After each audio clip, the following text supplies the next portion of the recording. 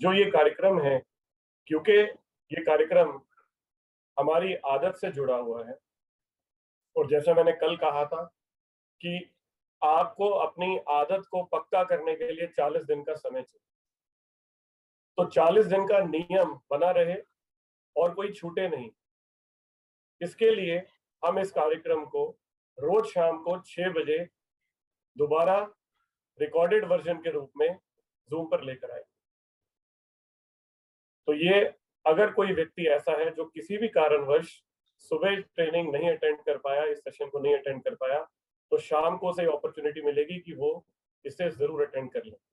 और जैसे बहुत सारे लोग थे जिनसे मेरी बात हुई, जिनमें से आलोक भी है, तो आलोक ने बताया कि उसने सुबह भी इस कार्यक्रम को अटेंड किया था और शाम को फिर दोबारा उसे उसने अटेंड किया। कुछ आप कुछ कहना चाह रहे हैं? मैंने भी सर दोनों टाइम किया था। राइट। तो ये कार्यक्रम अगर हमारा कोई साथी किसी वजह से नहीं अटेंड कर पाया, तो ये शाम को 6 बजे इसलिए चलाया जा रहा है क्योंकि नियम नहीं टूटना चाहिए। आदत बनाने के लिए यदि आप जीवन भर, जैसे मैंने कल कहा था, खुश रहना चाहते हैं, तो खुश रहना एक परिस्थिति है, एक बेसिकली आपका थॉट ऑफ माइंड है, एक पैटर्न है जो डेवलप करने में आपको 40 दिन का समय चाहिए। तो ये 40 दिन नियम के साथ इस आदत को बनाए रखने के लिए एक तो ये हम कर रहे हैं, जो हम शाम को भी इस कार्यक्रम को लेके चलेंगे। इसके साथ साथ जैसे बहुत सारे पार्टिसिपेंट्स कल नहीं एंटर कर पाए थे, तो हम ये भी प्रयास कर रहे हैं कि आज शाम तक हम कुछ ऐसा अरेंजमेंट कर रहे हैं जिसकी वजह से करीब करीब हम 1000 के आसपास और लोगों को ज्वाइन कराने का जो प्रोविजन है वो लेकर आ रहे हैं। इसके साथ साथ ये भी देख रहे हैं कि अगर हम इस कार्यक्रम को यूट्यूब पे ले आते हैं, जिसकी वजह से जिससे बहुत सारे लोग इसे अटेंड कर पाएंगे, जिसकी कोई लिमिट नहीं रहेगी, तो हम उस और भी जा रहे हैं ताकि मैक्सिमम लोग ग्लेस परिवार के और उसके अलावा जो आपके साथी हैं, जो आपके मित्र हैं, दोस्त हैं, नियर एंड डियर वंस हैं, जिनको आपको लगता है कि इस कार्यक्रम की जरूरत है या जिनको आप ये शेयर करना चाहते हैं, वो लोग भी इस कार्यक्रम के माध्यम से आपके साथ जुड़ सकते हैं। तो ये 2 अनाउंसमेंट है जो मैं आपके साथ करना चाहता था।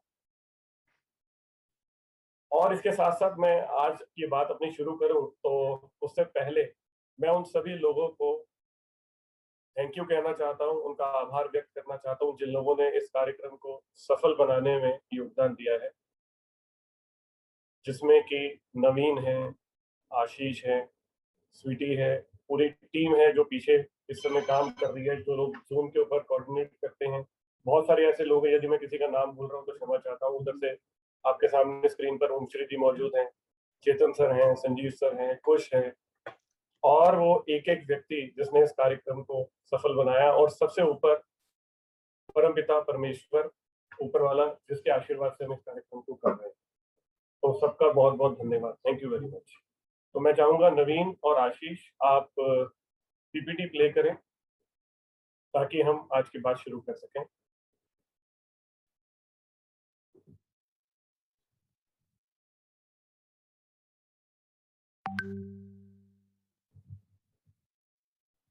आज की अपनी बात आगे बढ़ाने से पहले कुछ एक साथी हमारे और भी हैं जो मुझे जानने को मिला है, जिन्होंने कल कोशिश की थी लेकिन वो नहीं जुड़ पाए थे, तो आज वो हमारे साथ है। तो मैं इसलिए एक छोटा सा पार्ट कल का रिकैप करूंगा। उस रिकैप के अंदर बहुत जल्दी मैं 5 मिनट के अंदर कल वाले जो पॉइंट्स हैं उनको कवर करता हूं, ताकि हम एक बार फिर से उस चीज से निकल जाएं, उस जगह पर, उस अवस्था में आ जाएं, ताकि हम आगे का सेशन शुरू करें। तो पहले हम रिकैप कर लेते हैं। कल मैंने बात शुरू की थी दोस्तों एक महत्वपूर्ण सवाल से कि हमारा ध्यान और हमारी ऊर्जा कहां पर होनी चाहिए। अक्सर ये होता है कि जो भी घटनाएं हमारे आसपास चल रही होती हैं, हमारा ध्यान और हमारी ऊर्जा उन पर होती है। जैसे आज जो हमारे मौजूदा हालात चल रहे हैं, जो महामारी चल रही है, जब हम उसके बारे में सुनते हैं, जानते हैं, तो हमारा ध्यान, हमारी ऊर्जा उस और केंद्रित हो जाती है, जिसकी वजह से हम परेशान हो जाते हैं।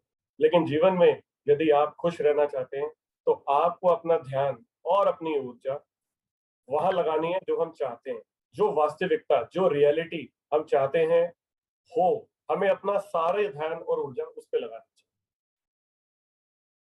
नेक्स्ट, और उसके साथ साथ मैंने आपको कहा था कि हमेशा खुश रहने का जो एक आसान फॉर्मूला है वो इतना सिंपल है कि आपकी जिंदगी आपके विचारों को नहीं बनाएगी, बल्कि आपके विचार आपकी जिंदगी को बनाएंगे। तो जो आप सोचते हैं, जो आपके मन में विचार चलते हैं, वो आपके आने वाले कल को बनाने वाले हैं।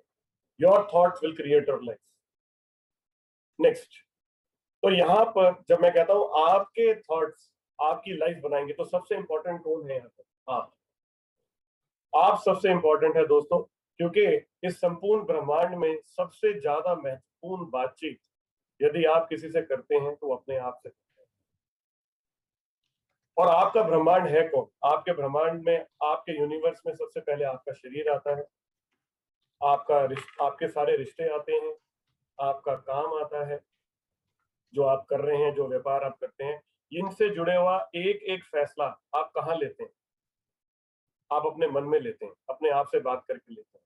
तो आपको बहुत ज्यादा सतर्क रहने की जरूरत है जो बात आप अपने आप से करते हैं, क्योंकि अपने आप से की हुई बात के ऊपर ही आपका जीवन आधारित होता है। तो you have to be very very mindful, you have to be very very vigilant what you speak with yourself. आप अपने आप से क्या बात करते हैं, राइट? आपका शरीर है, जैसे आप, मैंने आपको कल भी एग्जांपल दिया था कि आप ये सोचते हैं कि मुझे एक्सरसाइज करनी है, अपने शरीर को फिट रखना है, अपने रिश्तों को मधुर रखना है, अपने काम में तरक्की करनी है, ये सारा सारा कुछ आपके मन में चलता है। तो आपको हमेशा अपने मन से बात करते हुए बहुत ज्यादा सतर्क रहने की जरूरत है। और वो सतर्क रहने का तरीका है मेडिटेशन, वो सतर्क रहने का तरीका है ध्यान, जिसके जरिए आप ये पॉसिबल करते हैं। नेक्स्ट, उसके साथ साथ मैंने आपसे कहा था कि समय अच्छा है या बुरा है, ये आपकी सोच पर निर्भर करता है। क्योंकि यदि आपके आसपास बाहर सब कुछ बहुत अच्छा है, लेकिन आपका मन शांत नहीं है, आप मन में अच्छा फील नहीं कर रहे हैं, तो आप ये कह सकते हैं कि वक्त बुरा है। लेकिन अगर आपके आसपास कुछ भी अच्छा नहीं चल रहा, लेकिन अगर आपके मन में शांति है, संतुष्टि है, धैर्य है, तो आप ये कह सकते हैं कि वक्त बहुत अच्छा चल रहा है। इसलिए मैंने ये वाली बात कही थी कि आर्थिक स्थिति कितनी भी अच्छी हो, जीवन का सही आनंद लेने के लिए आपकी मानसिक स्थिति का अच्छा होना जरूरी। जैसे मैंने कहा था कि जब शरीर में कष्ट होता है तो हम डॉक्टर के पास जाते हैं, लेकिन जब मन या आत्मा परेशान होती है, उसके लिए हमें अच्छे विचारों की जरूरत है, उसके लिए हम ईश्वर की ओर मुख करते हैं, उसके लिए हमें अच्छी कोई किताब या कोई ऐसी अच्छी जानकारी चाहिए होती है जो हमें ये रियलाइज करा सके कि एट द एंड हम एक ऊर्जा है। और इस दुनिया में जो ऊर्जा है उसमें सबसे ताकतवर अगर कोई ऊर्जा है तो वो आत्मिक ऊर्जा है। The most powerful energy is the soul energy, आत्मिक ऊर्जा। और क्या मैंने आपसे कहा था कि आपने कभी आत्मिक ऊर्जा की ताकत को महसूस किया है? तो वहां मैंने कुछ उदाहरण दिए थे कि अगर आपने कुछ सोचा और वो पूरा हो गया, ऐसा बहुत कुछ हम लोगों के साथ हुआ।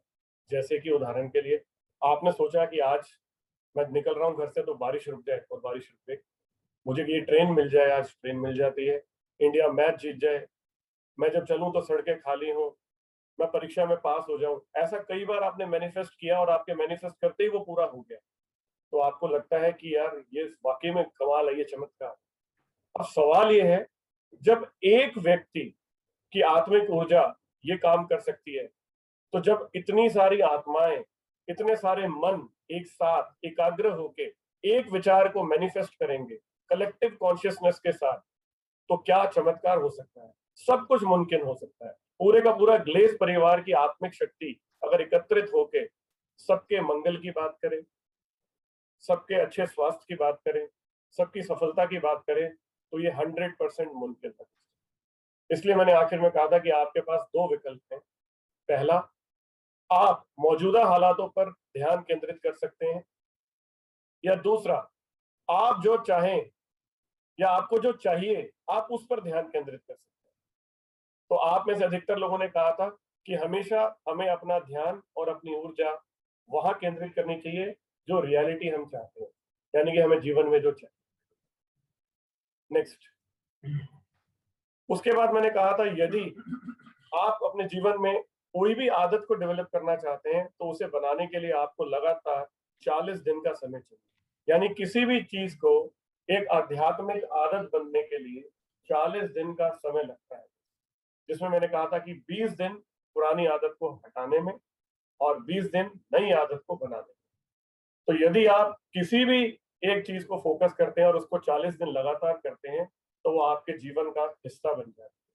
उसके बाद मैंने ये आह्वान किया था आप सबको कि आइए मिलकर एक साथ 40 दिन एक नई आदत डेवलप करें, जहां हम सबके मंगल की बात करें, जहां हम हमेशा ये सोचें कि हमें क्या चाहिए, जहां हम मिलकर एक ऐसी दुनिया क्रिएट करें जहां सब लोग खुश हों, स्वस्थ हों, व्यस्त हों और मस्त। तो उसको लेकर आप सबने एक साथ मिलकर, हम सब ने मिलकर एक साथ मेडिटेशन किया था। तो आज का जो दिन है उसकी शुरुआत करने से पहले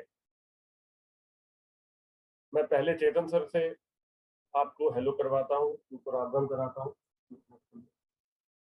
और फिर उसके बाद मैं ये सेशन जो है रोमश्री जी को दूंगा। वो मेडिटेशन जो है हम लोगों को साथ मिलकर कराएंगे, अपने कुछ विचार हम हमारे साथ शेयर करेंगी और फिर उसके बाद आगे की बातचीत होगी। तो दोस्तों मिलते हैं चेतन सर से। फिलहाल स्क्रीन शेयर एक बार हटा दी जाए ताकि हम सब लोग चेतन सर को हेल्प कर सकें। Thank you very much.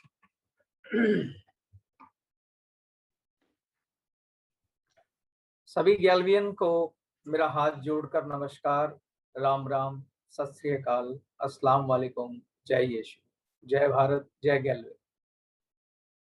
ये जो बहुत खूबसूरत कार्यक्रम चल रहा है अपना सरबजीत जी की, रोमश्री जी की अध्यक्षता में, और मैं बड़ा बड़भागी हूँ कि मैं इसका हिस्सा हूँ और आपके सभी के साथ जितनी ईमानदारी से, जितने गंभीरता से आप सब लोग इस कार्यक्रम को ले रहे हैं, मैं भी ले रहा, क्योंकि ये शक्ति सबसे बड़ी शक्ति है, ये ताकत सबसे बड़ी ताकत है और यही ताकत ने हमें आज तक यहाँ पहुंचाया है। तो आप से मेरा निवेदन है, बड़े भाई होने के नाते, छोटे भाई होने के नाते, दोस्त के नाते, भाई होने के नाते, मित्र होने के नाते, कि हम पर विश्वास करें। ये चीज काम करती है और बहुत अच्छे से काम करती है।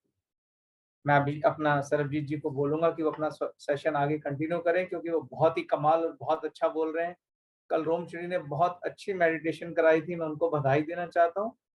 और मैं आप सबको भी बधाई देना चाहता हूँ कि आप बड़े बड़भागी हैं। जो भी लोग इस सेशन का हिस्सा हैं, आपको इसके परिणाम जरूर दिखाई देंगे। तो मैं सरबजीत जी को हैंड ओवर करता हूँ, वो इस पर बात करेंगे। उसके बाद मैं अपना भी कुछ एडिशन दूंगा, जो मेरे को भी विधाता उस समय जो समझ देगा, उस समझ के हिसाब से मैं भी अपनी बात रखूंगा। धन्यवाद। Thank you sir, thank you very much. तो रोमश्री जी, मैं आपसे निवेदन करूंगा कि आप हम सब लोगों के साथ अपने विचार शेयर करें और हम सबको एक साथ मिलकर मेडिटेशन कराएं। Thank you very much. जी thank you Sarabjit ji, thank you Chetan ji. सबसे पहले तो आप सभी लोगों का बहुत बहुत धन्यवाद। कल भी मेरी सरबजीत जी से बात हो रही थी और मैं कह रही थी कि मेरे पास शब्द नहीं है बताने के लिए कि मुझे कैसा एक्सपीरियंस हो रहा है इस वक्त, क्योंकि हमारी जो लिमिटेड बुद्धि है वो एक सीमा तक सोच सकती है, उसके परे शायद नहीं सोच सकती है। तो मुझे लगता है कि जो कुछ भी अभी हो रहा है शायद हमारे कई जन्मों की प्रार्थनाओं का, साधनाओं का फल है कि हम सब लोग मिलकर एक परिवार की तरह ध्यान से जुड़ रहे हैं और अपने आत्मिक जो बल है, जो इनर पावर है, उसको हम स्टिमुलेट कर रहे हैं, उससे जुड़ रहे हैं और एक नई रियलिटी का, एक नई हकीकत का निर्माण कर रहे हैं। तो मुझे बहुत बहुत एक ग्रैटिट्यूड की फीलिंग है, आभार की फीलिंग है बहुत डीप ईश्वर के लिए, और सबसे ज़्यादा इम्पोर्टेंटली चेतन जी, सरबजीत जी, संजीव जी, क्योंकि मैं हमेशा से एससीपी की ट्रेनिंग्स में भी बोलती आई हूँ कि इस चीज़ को समझने वाले लोग बहुत रेयर होते हैं जो इस तरह की चीज़ों पर काम करते हैं, और अगर हम लोग ऐसे लोगों से जुड़े हुए हैं तो ये हमारा बहुत बड़ा भाग्य है। तो ये हम सब लोगों को याद रखना चाहिए और इसकी वैल्यू मैं हर रोज़ करती हूँ। और मुझे लगता है कि जब ये जीवन छूटेगा तो ये सबसे बड़ा धन है जो हम अपने साथ लेकर जाएंगे। तो अभी जो हम कर रहे हैं ये 40 दिन, हम एक हकीकत का निर्माण कर रहे हैं। और यहाँ पर इस जीवन में जितनी मुझे समझ है, मुझे लगता है हम जितने भी ह्यूमन बीइंग्स हैं, मानव हैं, हम सिर्फ एक ही चीज़ कर सकते हैं, वो है क्रिएशन। बाकी सब कुछ टेम्परेरी है। अगर आप आज से 1 हफ्ते पहले की अपनी मन की स्थिति देखें या शरीर की स्थिति देखें तो वो अब कहाँ है। अगर आप सोचें कि आप अप्रैल में क्या सोच रहे थे या मार्च में क्या सोच रहे थे, तो वो अब कहीं पर भी एग्जिस्ट नहीं करती वो सारी चीज़ें। यानी हर चीज़ गुजर जाती है, पर एक चीज़ है जो कभी नहीं बदलती, वो ये दैट वी क्रिएट। हम यहाँ सृजन करने के लिए हैं। तो आज हम फिर से जाएंगे उस स्टेट में जहाँ सृजन करना, निर्माण करना बहुत आसान हो जाता है, क्योंकि हमारी ऊर्जाएं फोकस्ड होती हैं, जैसा हमने कल किया था थीटा मेडिटेशन। और उसके लाभ भी बताए थे कि शारीरिक रूप से आपकी इम्यूनिटी भी उससे बूस्ट होती है, क्योंकि शरीर में जो अच्छे हार्मोन्स हैं, हैप्पी हार्मोन्स हैं, जो आपकी इम्यूनिटी को, आपकी प्रतिरोधक क्षमता को बूस्ट करते हैं, वो उस अवस्था में आपके शरीर में उत्पन्न होते हैं। और आपके शरीर में जितनी भी बॉडी को हीलिंग की ज़रूरत होती है स्वाभाविक, वो करते हैं। साथ ही साथ आपकी ऊर्जा जब आप ऊपर की ओर खींचते हैं इस ध्यान में, तो सचमुच ऊपर की ओर उठती है। वो बहुत गहरा विज्ञान है, वो हम शायद आगे कभी थोड़ा थोड़ा बात करेंगे उसके बारे में। पर हाँ, चाहे आपका इससे पहला अनुभव है या नहीं है, कोई भी इसे कर सकता है।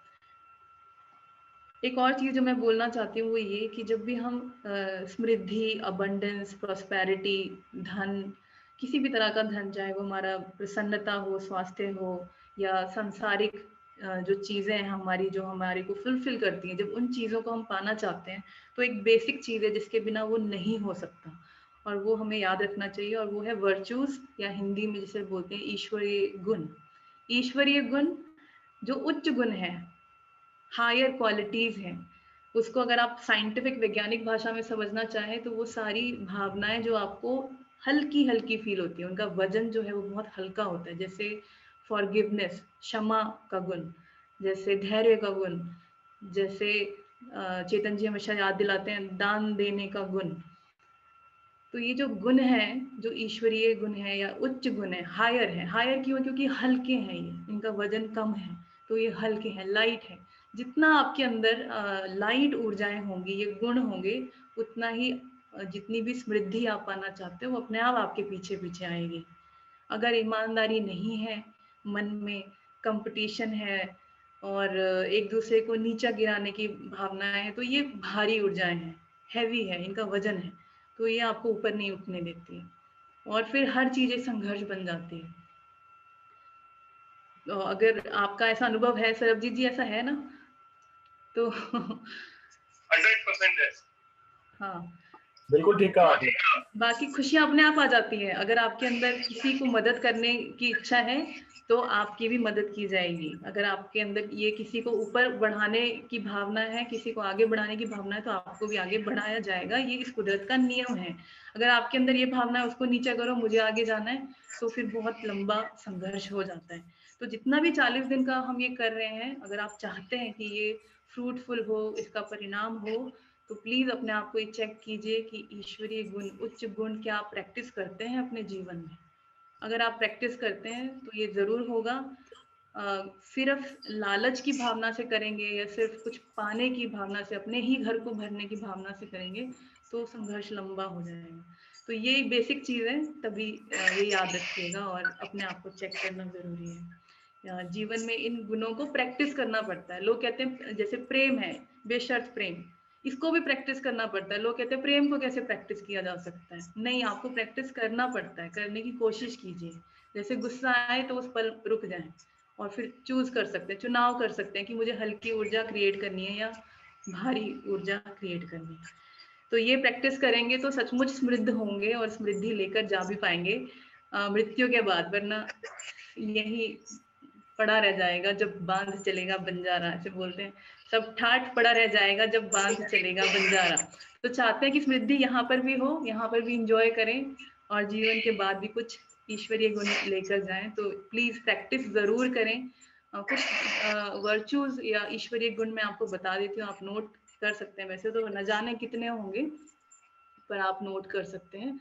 जैसे धैर्य है, सहनशीलता है, क्षमा है, आभार है,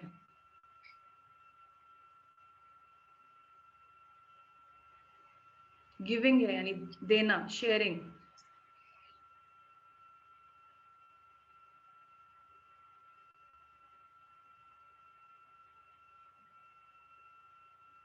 अभी यही याद आ रहे हैं, यही बताया जा रहे हैं, तो बस है तो न जाने बहुत सारे हैं, तो वो अपने आप एक दूसरे को वो जन्म देते रहते हैं आपके अंदर चेन रिएक्शन की तरह, जब आप एक भी चीज को प्रैक्टिस करते हैं। बाकी आज सरबजीत जी आपको बताएंगे।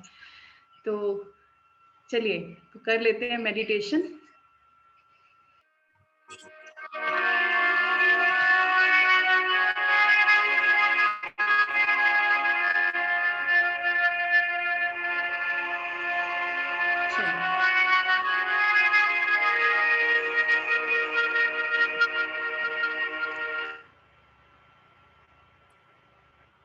आराम से बैठ जाएं, रीढ़ की हड्डी सीधी, गर्दन सीधी, आंखें बंद, मुंह बंद, और अपने पास लौट कर आए। ऐसा संकल्प लें कि आप थोड़ी देर के लिए अपने साथ हो जाएं।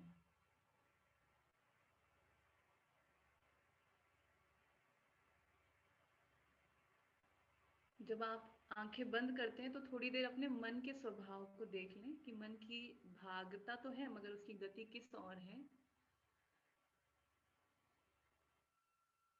बाहरी संसार की ओर है या अंदर की ओर है उसकी गति, जो स्वाभाविक गति है, उसे बस पहचानना है और कुछ नहीं करना। और वो जहाँ भी है उसे पकड़ कर ले आए और अपने हृदय में रख लें और उससे कहें कि कुछ देर तक अंदर ही रहना है, अपने साथ जुड़ना है। और अब लिंक 1 पे रोमश्री मैम आपकी आवाज उनसे प्रार्थना बहुत करें कम आ रही है। कि मुझे ऊर्जा दें। लिंक 1 पे रोमश्री मैम आपकी आवाज कम आ रही है। ऊर्जाओं को सहयोग करें और अपने पास आ जाएं। 3 गहरी सांसें, नाक से अंदर और मुंह से बाहर। गहरी सांस नाक से अंदर लें, पॉजिटिव ऊर्जा अंदर, और मुंह से बाहर। सारा प्रकाश अंदर और सारा अंधकार बाहर।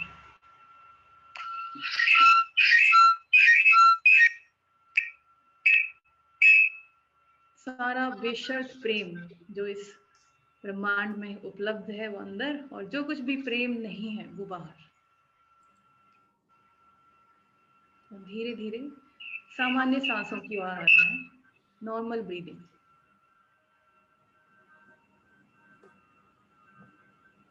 अपनी इस अवस्था को स्वीकार करें, नॉर्मल ब्रीदिंग, नाक से ही अंदर, नाक से ही बाहर।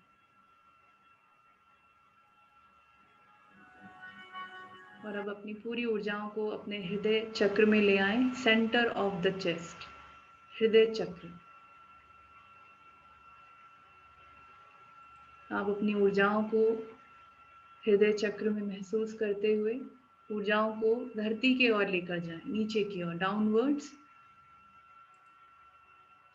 सभी चक्रों से गुजरते हुए पैरों में, यदि चक्रों का ज्ञान नहीं है तो कोई बात नहीं, पैरों में आ जाएं, पैरों से धरती में आप प्रवेश करेंगे, ऐसा आपको महसूस करना है।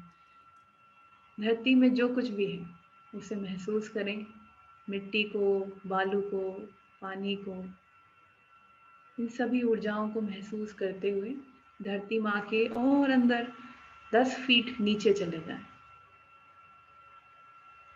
और वहाँ से जो कुछ भी पॉजिटिव है, धरती माँ की जो पॉजिटिव ऊर्जाएं हैं, जो उनका पोषण है, सहनशीलता है, धैर्य है, प्रेम है, पॉजिटिविटी है, उससे इकट्ठा करें और वापस आ जाएं अपने पैरों में। और इसे अपने दोनों पैरों में डिस्ट्रीब्यूट करते हुए, बांटते हुए ऊपर की ओर आए, अपनी रीढ़ की हड्डी में बांटते हुए शरीर के एक एक हिस्से में बांट दें और ऊर्जाओं को ऊपर की ओर खींचें। अपने गले में आ जाएं और ऊपर खींचें, अपने थर्ड आई में यानी अपने आईब्रोज के बीच में, और खींचें और खींचें, अपने सहस्त्रार, अपने क्राउन में आ जाएं, सिर के मध्य बिंदु में आ जाएं। पूरी ऊर्जाओं को खींचते हुए सिर के मध्य बिंदु से बाहर की ओर निकलें और अपने सिर के ठीक ऊपर एक ऊर्जा की बॉल का, गेंद का निर्माण करें जिसके अंदर आप हैं। ऐसी कल्पना करें और नोटिस करें कि इस बॉल का रंग क्या है। जो पहला रंग आपके मन में आए उसे एक्सेप्ट करें। इससे आपकी कल्पना शक्ति और मजबूत होगी और ये बॉल आपको लेकर ऊपर की ओर जाएगी। छत को पार कर जाए, बिल्डिंग को पार कर जाए और ऊपर अपने आसपास के वातावरण को पार करें, अपने जीवन की कहानी को पार कर जाएं और ऊपर और ऊपर और ऊपर, बादलों को पार करते हुए एयरप्लेन लेवल को पार कर जाएं और ऊपर पृथ्वी के ऑरा को पार करें। और जब आप पृथ्वी के ऑरा को, एनर्जी फील्ड को पार करें तो खुद को महसूस करें ऐसा करते हुए और ऊपर चले जाएं। अंतरिक्ष में अलग अलग ग्रहों, नक्षत्रों, आकाश गंगाओं को पार करते हुए और ऊपर और खींचे अपनी ऊर्जाओं को ऊपर। जितना ऊपर की ओर खींचेंगे उतनी फोकस्ड तीर की तरह आपकी कॉन्शियसनेस, आपकी चेतना होती जाएगी और ऊपर की ओर भेज दें। अंतरिक्ष में जो कुछ भी है, dim lights, bright lights, colourful lights, अलग अलग रंगों की रोशनियों को पार करते हुए और ऊपर और ऊपर और पूरे अंतरिक्ष को पार कर जाएं और एक सुनहरे प्रकाश में पहुंचे, गोल्डन लाइट में, जो हमसे उच्च ऊर्जाओं का स्थल है।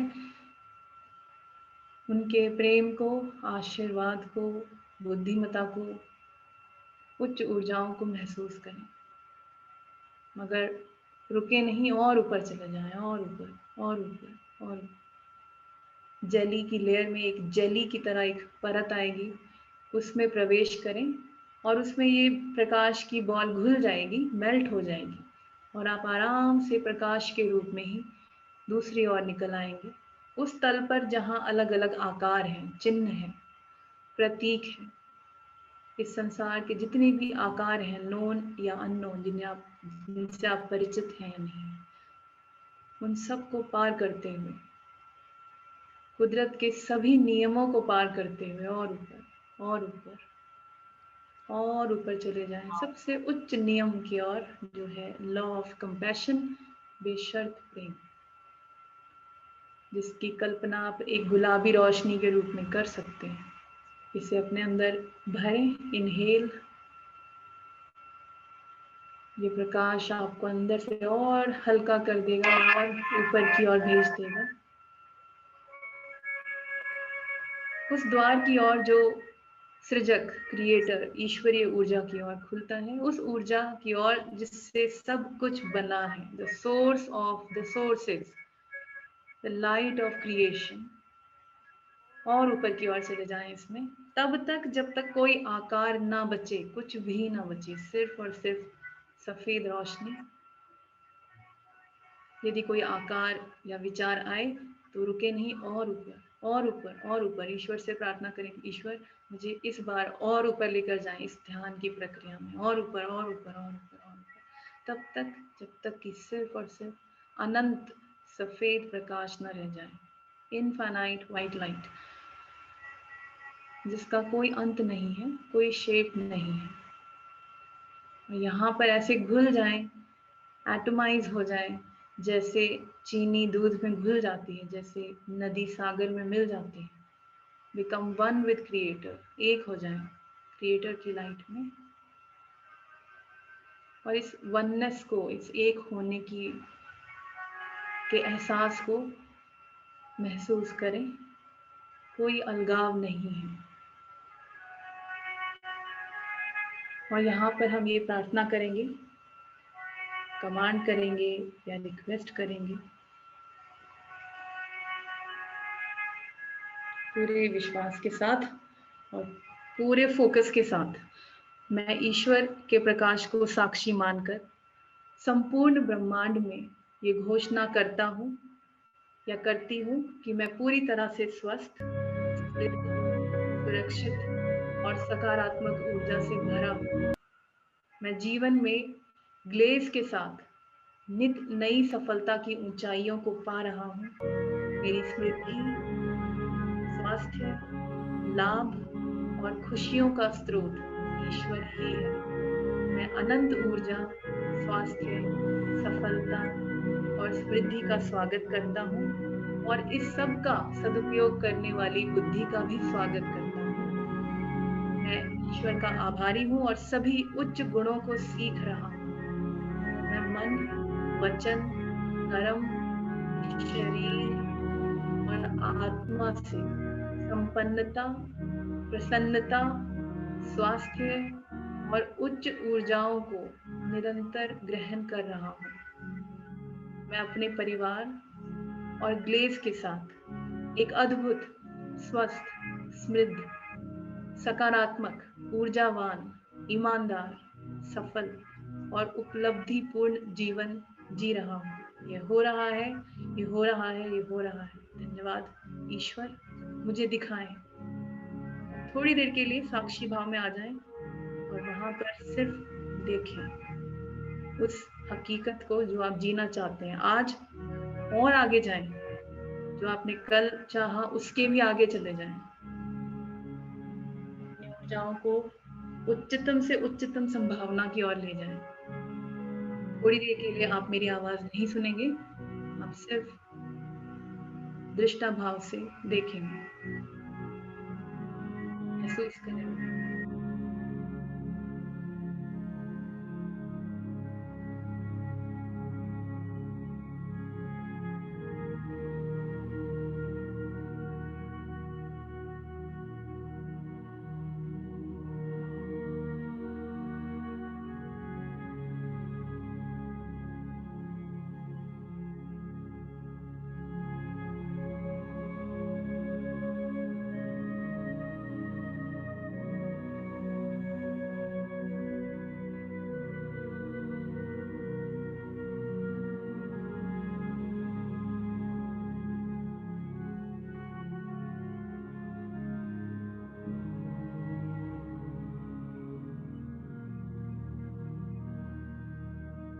इस कल्पना में अपने सारे जीवन के एस्पेक्ट्स को आप शामिल करें। आपका परिवार, आपका काम, आपकी टीम्स,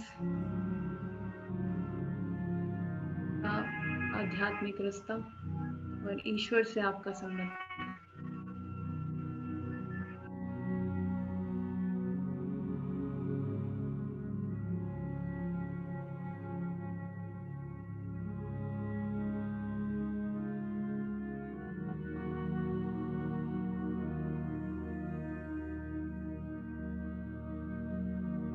कुछ मिनट और वहां पर उस जीवन को आपने जीना है जैसे ये हो चुका है। जब आप जिए तो देखें आपने क्या क्या इस तरह के कपड़े पहने हैं, आप कहाँ हैं, किन लोगों के साथ रहते हैं, क्या किस तरह का खाना खा रहे हैं। पांचों इंद्रियों से उसे महसूस करना है।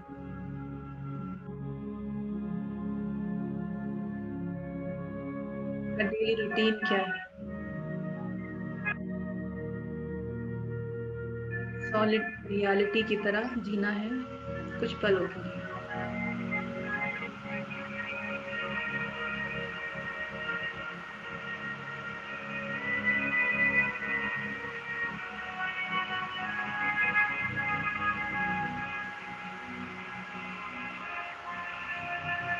इस कल्पना में यदि कुछ अच्छा ना लगे उसे निकाल दें, रिमूव कर दें, कैंसिल कर दें और उसकी जगह जो अच्छा है उसे भर दें।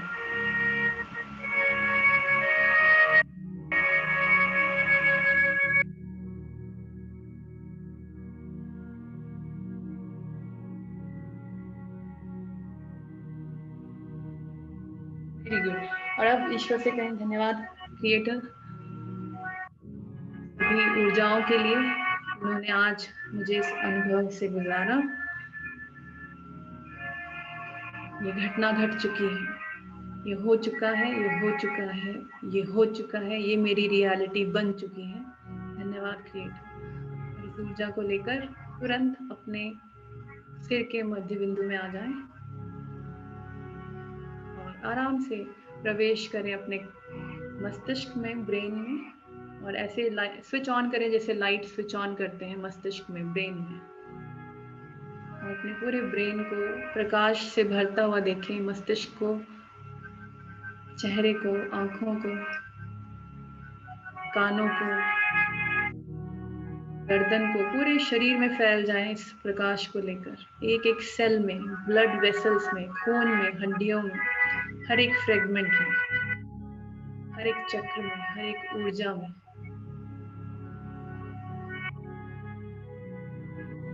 नई हकीकत को डिजर्व करते हो, आप इसके अधिकारी हो। ये अनुभव आपके लिए सुरक्षित होगा, सुरक्षित है, संभव है।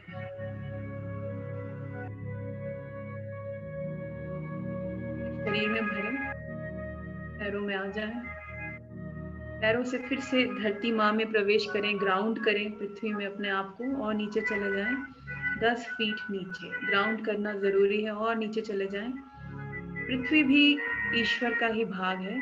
पृथ्वी, जिन्हें हम धरती माँ कहते हैं, उन्हें धन्यवाद करें इस जीवन के लिए। उनसे फिर से पॉजिटिव ऊर्जाएं लें और पैरों में वापस आएं। फिर से इस ऊर्जा को ऊपर की ओर खींचें, पूरे शरीर में भरते हुए पूरे शरीर को भरें। कोई भी जगह खाली ना रहे, पॉजिटिव ऊर्जा से पूरा शरीर भर जाए।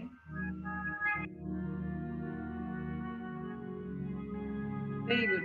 अब अपने फिर से मध्य बिंदु में पहुंचे सिर के, फिर से बाहर निकले, मगर इस बार अपने ऑरा में इस नई ऊर्जा को, जिसका आपने अभी अभी निर्माण किया है, पूरे ऑरा में भर दें। ये आपका आइडेंटिटी है, आपकी पहचान है, ये नई ऊर्जा।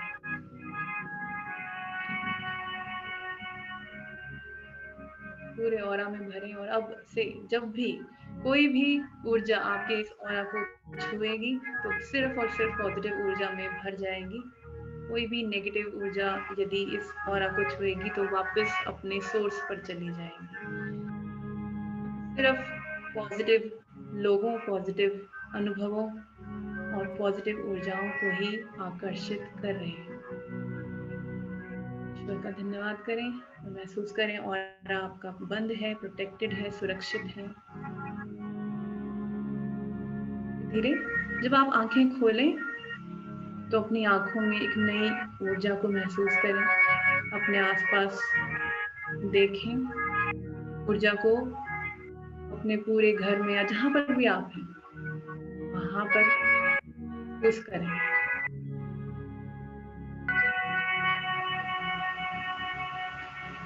थोड़ा सा पानी पी लें ताकि जो आपने अभी अभी रचा वो आपके सेल्स में, आपके शरीर की एक एक कोशिका में रजिस्टर हो जाए। थोड़ा सा पानी में ये क्वालिटी है, गुण है कि वो रिकॉर्ड करता है।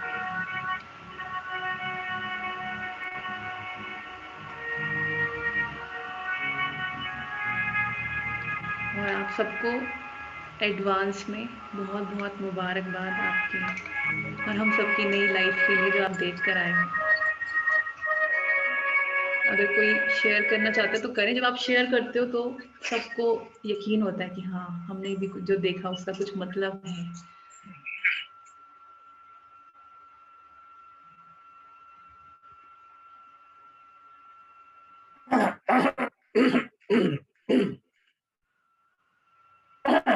बोले। हाँ जी, बताइए चेतन जी। मैंने ग्लेज को एक चमकते हुए सूर्य की तरह देखा जिसमें से प्रकाश निकल रहा था। पूरी पृथ्वी पे ग्लेज को देखा, जहां मैंने ग्लेज के हर डिस्ट्रीब्यूटर को एक टिमटिमाते दीपक की तरह देखा। उनको सुख से जीते हुए देखा, उनके जीवन में खुशियां देखी। मैंने देखा कि वो ज्ञान के भी दीपक बने हैं, वो दूसरों के जीवन को भी बदल रहे हैं और प्रकाश फैला रहे हैं, लाइट फैला रहे हैं। मैंने ग्लेज के साथ एक और अजीब चीज देखी। आपको हैरानगी होगी कि ग्लेज ने गौ माता की बहुत सेवा की है। तो मैंने कामधेनु गाय को देखा जो ग्लेज के हर डिस्ट्रीब्यूटर को अपना प्यार भी दे रही है और उनके सपने पूरे करने के लिए उनकी हर कामना को पूर्ण कर रही है। धन्यवाद, यही मेरे अनुभव। सरबजीत जी बताएंगे। सबसे पहले तो आपका बहुत बहुत धन्यवाद। रोमश्री जी, आपको आवाज आ रही है?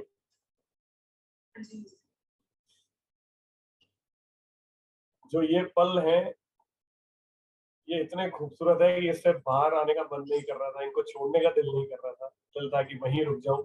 और आ, कल जहां एक और मेरा पूरा अनुभव मैंने देखा था कि ग्लेज पूरी दुनिया में फैली हुई 100 से ज्यादा देशों में हम काम कर रहे हैं, हम सब मिलकर बहुत खुश हैं और बहुत अच्छा जीवन जी रहे हैं। वहाँ आज जो पूरा ध्यान, जब मैं था थीटा में, तो वो सबके परिवारों पे लेकर जुड़ा हुआ था कि सब अपने परिवारों के साथ बहुत अच्छा जीवन जी रहे हैं, स्वस्थ हैं। और मन में एक विचार और भी आया जो मैं आपके साथ शेयर करना चाहता हूँ उसी पल, कि इस पल बहुत सारे लोग ऐसे हैं जो हमारे परिवारों के साथ जुड़े हुए हैं, जो इस समय जीवन की लड़ाई लड़ रहे हैं। उन सब लोगों को भी थीटा के अंदर अपनी जो वाइब्रेशंस हैं पॉजिटिव, वो दी उन लोगों तक, ताकि वो जल्दी ठीक हो, स्वस्थ हो। और एक विचार ये भी आया कि आपसे एक बात और कही जाए कि उन सब लोगों के लिए भी हम थीटा करें एक साथ में। तो यही विचार आए। Thank you very much, thank you. कुछ आप कुछ कहना चाहेंगे मेरे भाई?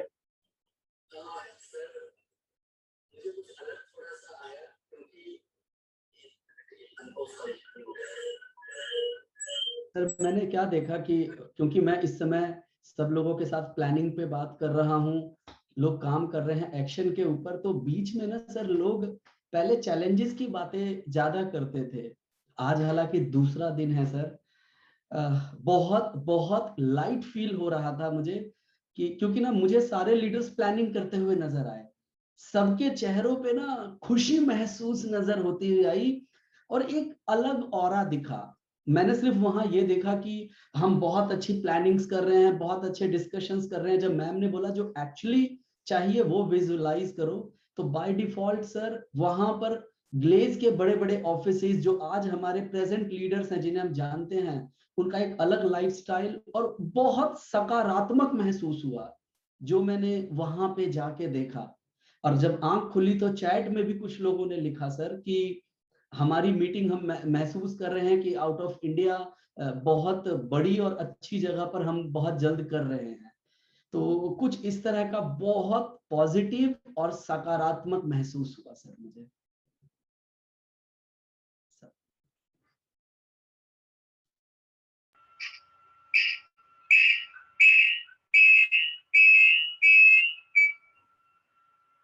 जी रोमश्री जी,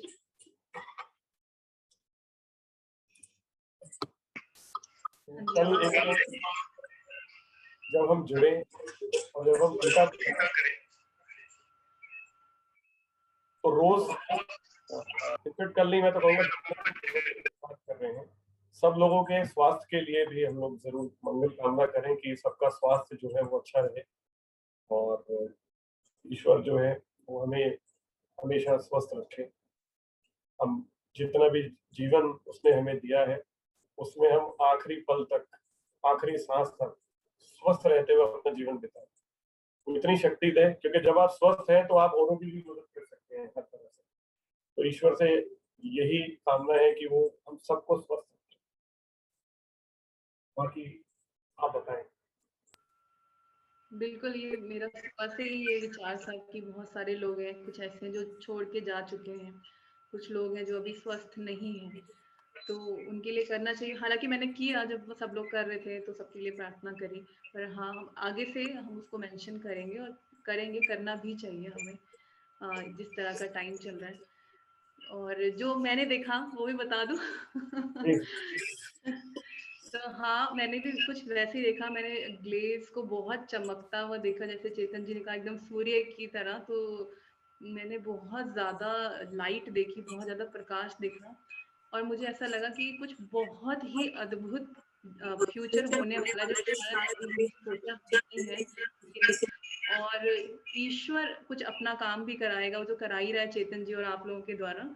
पर बहुत बहुत सुंदर दिखा, इतना सुंदर कि मतलब सच में आंखों में आंसू आ रहे थे। मुझे लगा था मैं शायद आगे कुछ बोल भी नहीं पाऊंगी, पर बहुत बहुत सुंदर दिखाई दिया।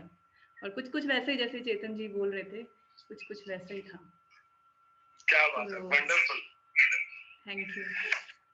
अब आगे आप कैरी ऑन कीजिए।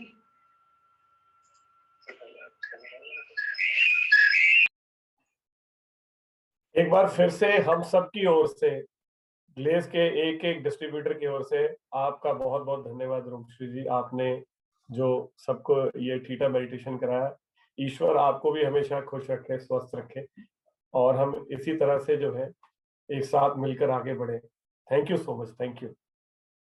अब मैं नवीन और आशीष से कहूंगा कि आप पीपीटी शेयर करें ताकि मैं आगे की बात कर सकूं।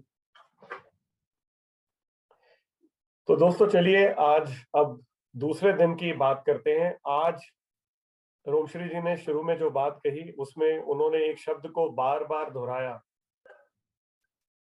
और वो शब्द है गुण। तो आज की जो मेरी बात है वो गुणों से ही जुड़ी हुई है। हालांकि गुण के ऊपर मैं चाहूंगा किसी दिन चेतन सर जो है हम सब लोगों से डिटेल में जरूर बात करें, क्योंकि गुण एक बहुत अपने आप में बहुत बड़ा टॉपिक है। और चेतन सर के पास जो ज्ञान है, जब आप गुण को लेके उनकी बात सुनेंगे तो आपको एक नई परिभाषा पता लगेगी गुण की। तो चेतन सर आपसे रिक्वेस्ट है, जब भी आपके पास मौका लगे, समय हो, तो आप जरूर बात करें गुण को लेकर। तो मैं आपको आज बहुत शॉर्ट में अगले मुश्किल से 10-15 मिनट में आपको एक्सप्लेन करता हूं कुछ एग्जांपल्स के साथ। तो पीपीटी को आगे बढ़ाएं। जैसे कि दोस्तों हम बात करते हैं, जरा सोच के देखिए। अच्छा, ओके, ये कल वाली बात ही थी जो मैंने लिखी थी, कल की बात से ही जुड़ी हुई है ये बात। अपने आप से अगर आप ये सवाल करें, कितना सोचता हूं मैं, कितना सोचता हूं मैं, लेकिन मैं क्या सोच रहा हूं, क्या ये सोचता हूं मैं? यानी कि आपको हर पल अपने आप से ये सवाल जरूर करना चाहिए कि मैं क्या सोच रहा हूं, क्या ये सोचता हूं मैं? तो ये आप चाहे तो लिख भी लीजिए ये वाली बात, क्योंकि ये बात आपको लगातार स्टेट ऑफ अवेयरनेस में रखेगी। क्योंकि जीवन में हर पल हम लोग कितना कुछ सोचते हैं, कितने विचार हमारे मन में आते हैं, कितने जाते हैं। तो आप अपने आप से सवाल कर रहे हैं कि कितना सोचता हूं मैं, लेकिन मैं क्या सोच रहा हूं, क्या ये सोचता हूं मैं? तो ये चीज आपको हमेशा एक अवेयरनेस की स्टेट में रखेगी। आगे चलते हैं।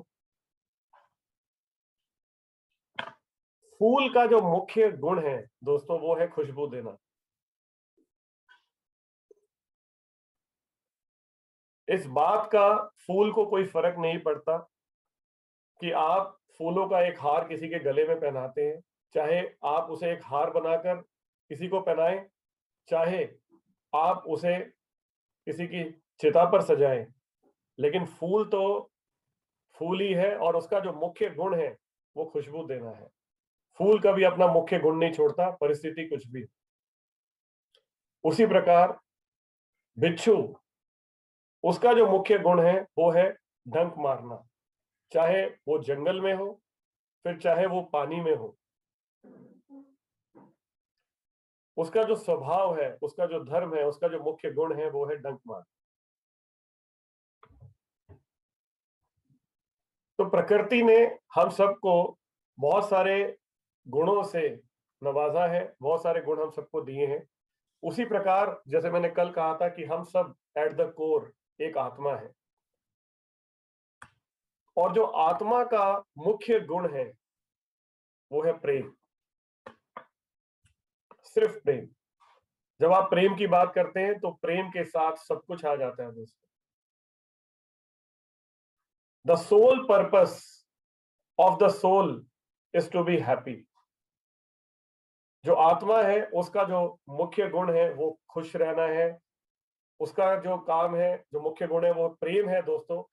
क्योंकि जब आप किसी से प्रेम करते हैं तो आपको सामने वाला और आप में फर्क नजर नहीं आता। वहां अगर हम नॉर्मल अवस्था में रहे तो मैं और तू की बात होती है, उसने मुझे ऐसे कहा, उसने मुझे ये कहा। लेकिन जब आप प्रेम में होते हैं तो मैं और मैं ही नजर आता है, उसमें मैं और तू नहीं दिखता।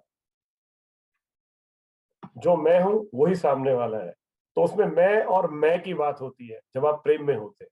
और ये आत्मा का मूल स्वभाव है, ये उसका मुख्य गुण है। जब आप में प्रेम भरा हो तो आप केवल प्रेम ही आकर्षित करेंगे। जीवन में जो भी आप पाना चाहते हैं वो आपको पहले देना होगा। सोच के देखिए, यदि आप प्रेम ही दे रहे हैं और सिर्फ प्रेम कर रहे हैं तो आपके पास लौट कर प्रेम ही आएगा। जब आप किसी से प्रेम करते हैं तो आपको उसमें कोई बुराई नजर नहीं आती, उसके हर बुराई से भी आपको प्रेम होता है क्योंकि आप उससे प्रेम करते हैं। नेक्स्ट, क्योंकि प्रेम के सामने सब कुछ हार जाता है दोस्तों, क्योंकि प्रेम में सब कुछ जीतने की शक्ति होती है। प्रेम बहुत ताकतवर है दोस्तों। आपने जीवन में किसी ना किसी से प्रेम जरूर किया है। आप खुद महसूस करें जो मैं कह रहा हूं, उसका एहसास करके देखें। जिनसे भी आप प्रेम करते हैं, कुछ लोगों को ईश्वर से प्रेम होता है, ऊपर वाले से प्रेम होता है। जब आप ऊपर वाले के लिए भोग लगाते हैं, कुछ बनाते हैं, तो आप ये देखते हैं कि उनको कौन सी चीजें प्रिय है। जब आप किसी से प्रेम करते हैं तो आप ये तक सोचते हैं कि उनको कौन सा कलर पसंद है, उनको खाने में क्या पसंद है, आप वही करने की कोशिश करते हैं।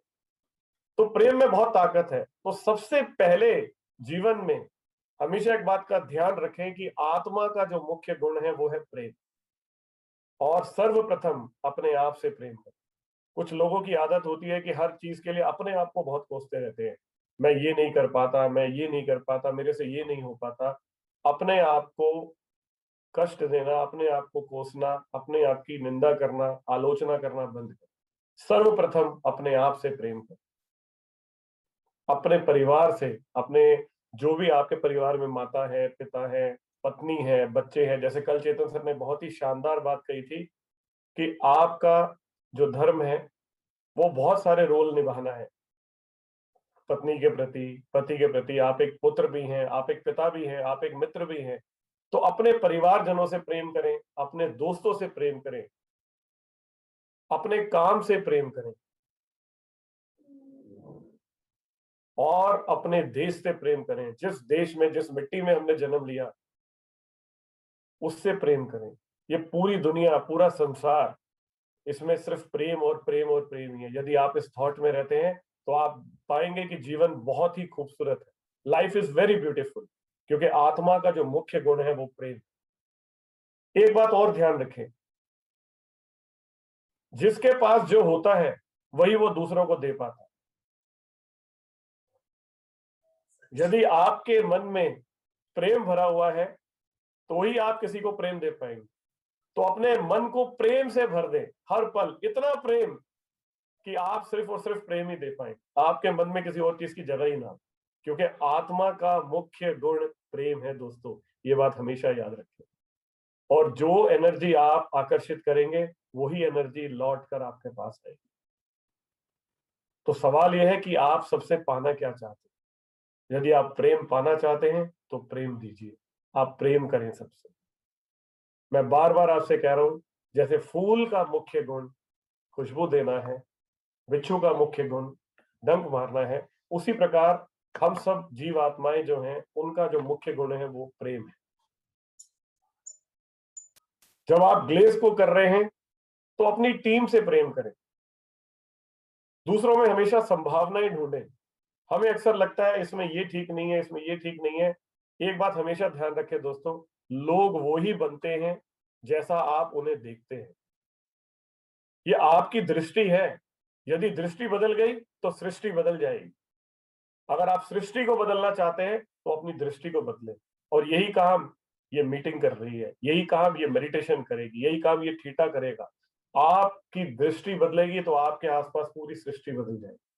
अपनी टीम से प्रेम करें, अपने प्रोडक्ट से प्रेम करें जिसे आप यूज कर रहे हैं, अपनी कंपनी से प्रेम करें, अपनी अपलाइन से, अपनी डाउनलाइन से। यदि आप ऐसा करते हैं तो आप पूरी दुनिया जीत लेंगे। इसे करके देखें दोस्तों, हर पल सिर्फ और सिर्फ प्रेम, क्योंकि आत्मा का जो मुख्य गुण है वो है प्रेम। नेक्स्ट, उसी प्रकार हम सब इस बिजनेस में बहुत बड़ा अचीव करने के लिए आए हैं। और चेतन सर हमेशा एक बड़ी अच्छी बात बोलते हैं कि हमारा बिजनेस लीडरशिप का बिजनेस है, और जो लीडर होता है वो लीड करता है। लीडर के बहुत सारे गुण हैं जिनके ऊपर हम चर्चा करते रहेंगे इन मीटिंगों के दौरान, लेकिन लीडरशिप का जो सबसे मुख्य गुण है, जिस प्रकार आत्मा का मुख्य गुण प्रेम करना है, प्रेम है, उसी प्रकार लीडरशिप का जो मुख्य गुण है वो है पॉजिटिव रहना। कब? हर स्थिति में, हर हालात में, हर माहौल में, हर परिस्थिति में, क्योंकि परिस्थितियां तो कभी आपके अनुकूल होंगी और कभी आपके प्रतिकूल होंगी, कभी आपके फेवर में होंगी, कभी आपके खिलाफ होंगी, लेकिन उन परिस्थितियों में यदि आप सकारात्मकता रखते हैं तो ही आप एक लीडर बन सकते हैं। लीडर की पहचान उसकी पॉजिटिविटी से होती है, क्योंकि जो लीडर होता है दोस्तों, वो अपनी पॉजिटिविटी से हर परिस्थिति को, जो उसके विपरीत भी होती है, उसे एक अवसर में परिवर्तित कर देता है। जहां एक आम आदमी एक परिस्थिति को देखकर परेशान हो जाता है, लीडर हमेशा सकारात्मक रहता है और मुश्किल परिस्थितियों को भी अवसर के रूप में परिवर्तित करता है, क्योंकि लीडर हमेशा संभावनाओं में जीता है, उसके पास हमेशा पॉजिटिविटी रहती है। आप सोच के देखें, अभी बहुत सारे लोग हैं जिन्होंने आपके साथ इस बिजनेस को शुरू नहीं किया, जो आपकी टीम में आकर आने वाले टाइम पर बहुत तरक्की करने वाले हैं। संभावनाओं में जीवन को जी, क्योंकि अगर आप इस बिजनेस में बहुत बड़ा पैसा कमाना चाहते हैं तो आपको लीड करना पड़ेगा, और लीड करने के लिए पॉजिटिव रहना जरूरी है, हर माहौल में, हर हालात में, हर परिस्थिति। नेक्स्ट, तो मैं फिर कंक्लूड कर रहा हूं, जैसे फूल का मुख्य गुण है खुशबू फैलाना, बिच्छू का स्वभाव है डंक मारना, आत्मा का मुख्य गुण है प्रेम, उसी प्रकार लीडर का जो मूल स्वभाव है, जो लीडरशिप का मुख्य गुण है, वो है पॉजिटिव रहना, हमेशा, हर परिस्थिति में, हर हालात। अपने जीवन को बदलने के लिए आपको केवल एक व्यक्ति की आवश्यकता है दोस्तों, आप जानते हैं कौन है वो, और वो आप खुद हैं। अंत में मैं आपसे यही कहूंगा कि आप हमेशा खुश रहे, मुस्कुराते रहे, स्वस्थ रहे। ईश्वर हम सबको स्वस्थ रखे, व्यस्त रखे एवं मस्त रखे। आप सबका बहुत बहुत धन्यवाद। अब मैं चाहूंगा चेतन सर से कि वो आपसे बात करें और जो अपने व्यूज हैं वो हम सब लोगों के साथ शेयर करें। Thank you very much. जय हिंद, जय गैलवे दोस्तों। Thank you so much.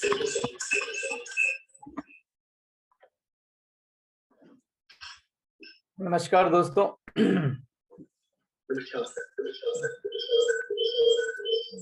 Mute कर लो।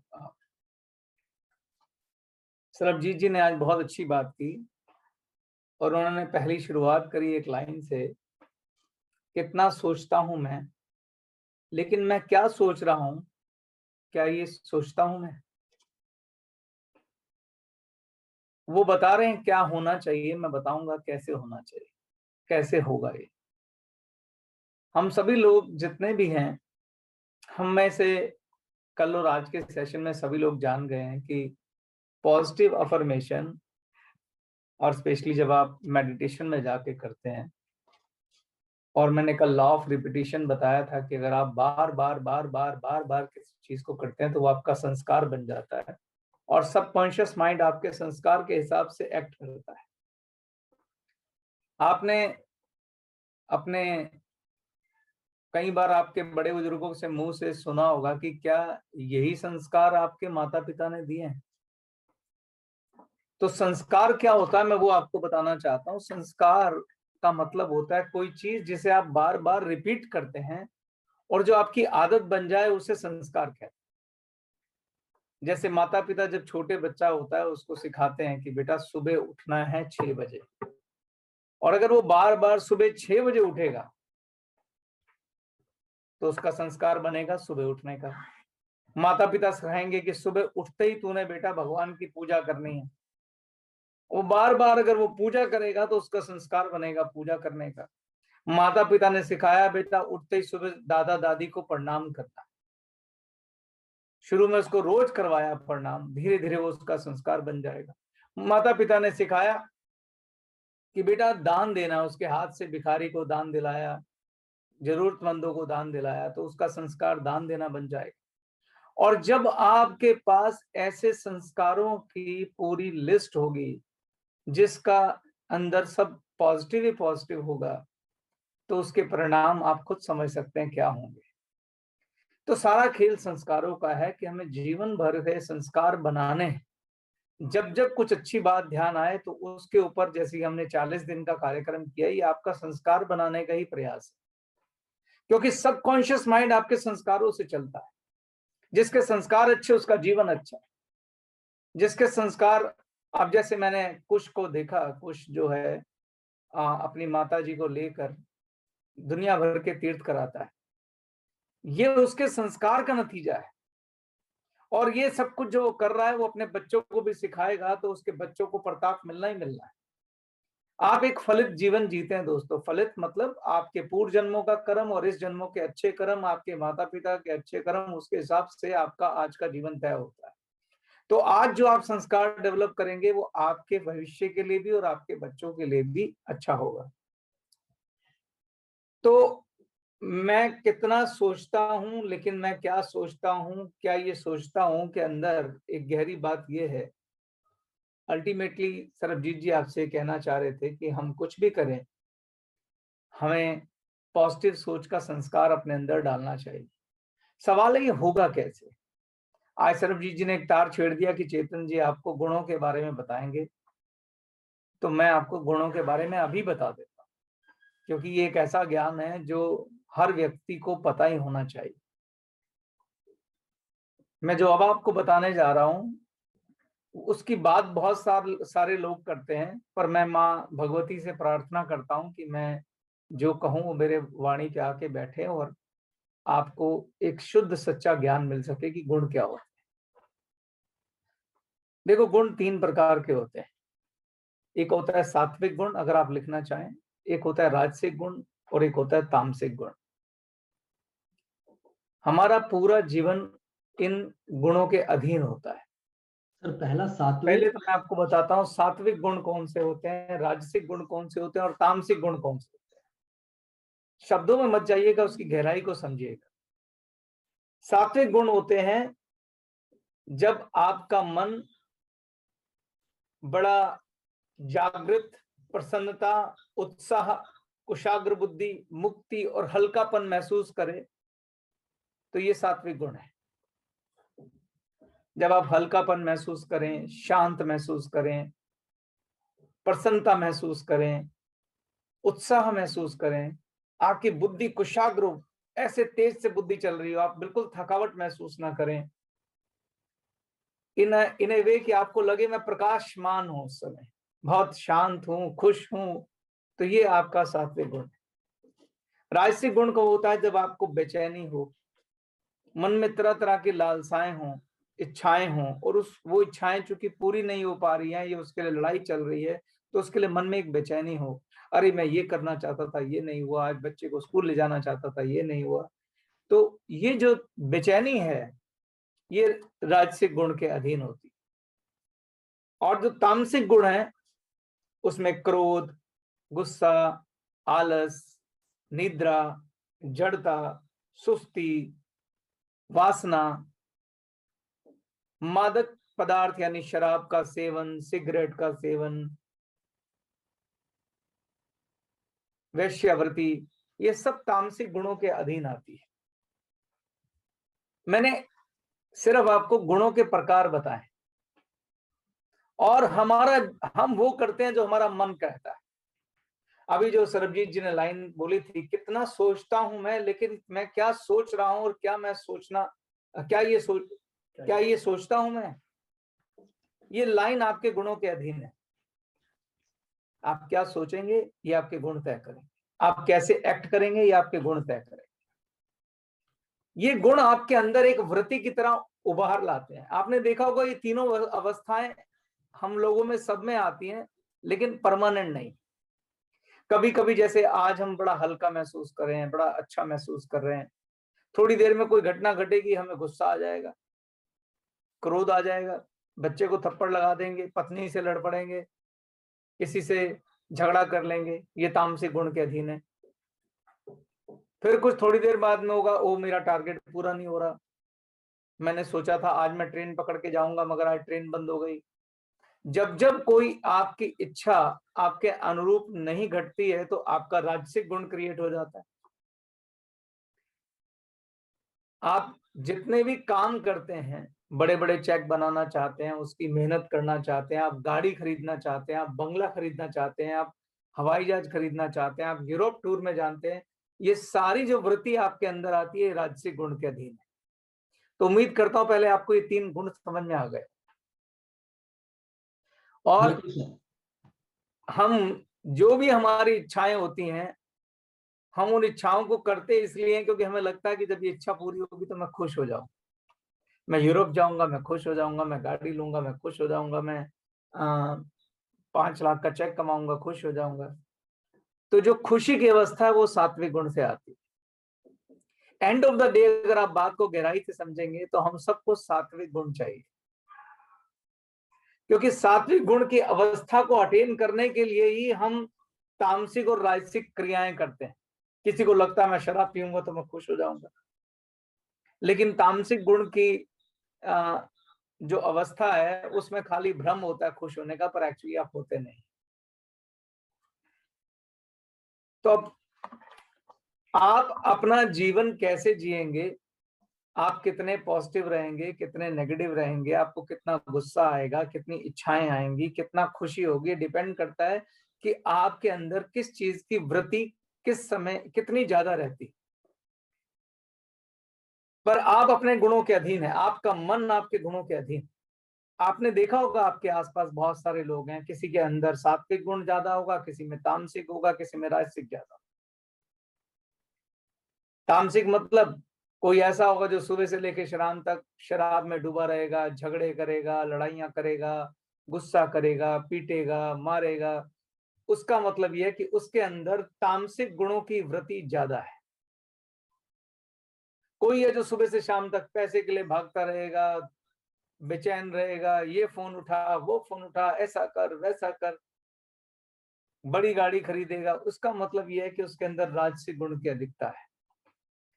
और कुछ गुण है, कुछ लोग होंगे जो सारा दिन ईश्वर भक्ति में, साधना में, पूजा में, पाठ में, दान में, पुण्य में, पॉजिटिव थिंकिंग में, क्षमा करेगा, धैर्यवान होगा, गुस्सा नहीं करेगा, हमेशा प्रसन्न चित्त रहेगा, किसी भी घटना पे विचलित नहीं होगा।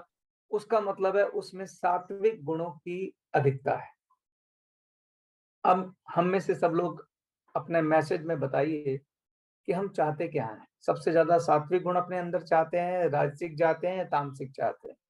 आपके अंदर तीनों गुण उपस्थित रहेंगे, आप तीनों गुणों को गायब नहीं कर सकते, लेकिन सवाल यह है कि किसकी अधिकता होनी चाहिए और कौन सा कम होना चाहिए।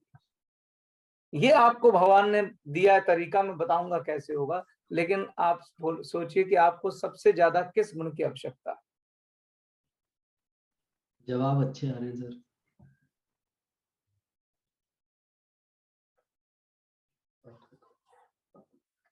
कुछ आप बताइए, लोग क्या कह रहे हैं? सबसे ज्यादा लोग सर लिख रहे हैं सात्विक गुण सर। Very good.